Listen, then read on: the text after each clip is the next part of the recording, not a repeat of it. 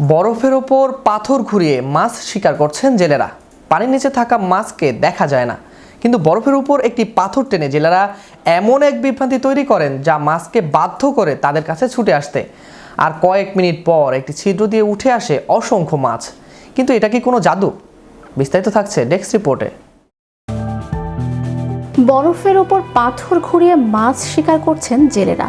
পানির নিচে থাকা মাছকে দেখা যায় না, কিন্তু বরফের উপর একটি পাথর টেনে জেলেরা এমন এক বিভ্রান্তি তৈরি করেন যা মাছকে বাধ্য করে তাদের কাছে ছুটে আসতে।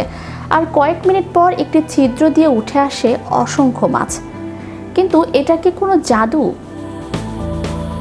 এটা কোনো জাদু নয়। সাইবেরিয়ার জেলেরা ঠিক এই কাজটি করেন সাউন্ড ও ভাইব্রেশন বা কম্পনের বিজ্ঞানকে কাজে লাগিয়ে। তীব্র শীতে যখন পুরো সাইবেরিয়া জমে বরফ হয়ে যায়, তখন প্রকৃতির সাথে টিকে থাকার এক চতুর খেলা শুরু হয়। আধুনিক কোনো যন্ত্রপাতি ছাড়াই জেলেরা দড়ির এক প্রান্তে শক্ত পাথর বেঁধে বরফের উপর আশ্রয় ও টেনে ঘর্ষণ তৈরি করতে থাকেন। আর ঠিক এখান থেকেই শুরু হয় আসল ম্যাজিক। বিজ্ঞানের ভাষায় কঠিন বস্তু হিসেবে বরফ খুব ভালো শব্দ ও কম্পন পরিবাহী। পাথরের ঘর্ষণে তৈরি হওয়া এই যান্ত্রিক কম্পন বরফ ভেদ করে সোজা চলে যায় পানির নিচে।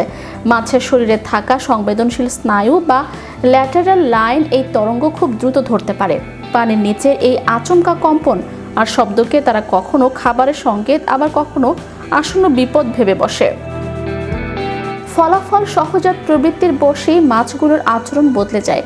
নিজেদের সুরক্ষিত রাখতে বা কৌতূহলী হয়েই তারা দিকভ্রান্তের মতো দল বেঁধে নির্দিষ্ট একটি জায়গায় জড়ো হতে শুরু করে। জলের নিচে তৈরি হয় এক বিশাল মাছের ঝাঁক। ঠিক এই মুহূর্তটার জন্যই অপেক্ষা করেন জেলেরা। মাছগুলো এক জায়গায় জড়ো হলেই তারা সুযোগ বুঝে বরফের ছোট একটি ছিদ্র করে ফেলেন। এরপর কোনো আধুনিক রাডার বা প্রযুক্তি ছাড়াই কেবল প্রকৃতি আর প্রাণীর আচরণকে কাজে লাগিয়ে সেই এক ছিদ্র দিয়েই তুলে আনেন শত শত মাছ।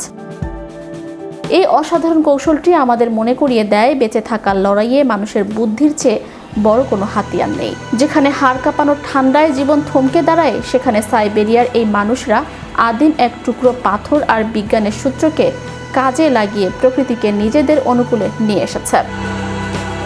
সভ্যতা যতই উন্নত হোক না কেন, প্রকৃতির ইশারা আর পশু পাখির মনস্তত্ত্ব বুঝতে পারার এই বিদ্যা সত্যি অতুলনীয়। কোনো আধুনিক রাডার, দামি জাল বা যান্ত্রিক প্রযুক্তির সাহায্য ছাড়াই শতাব্দীর পর শতাব্দী ধরে চলে আসা এই পদ্ধতি আজও একই রকম কার্যকর।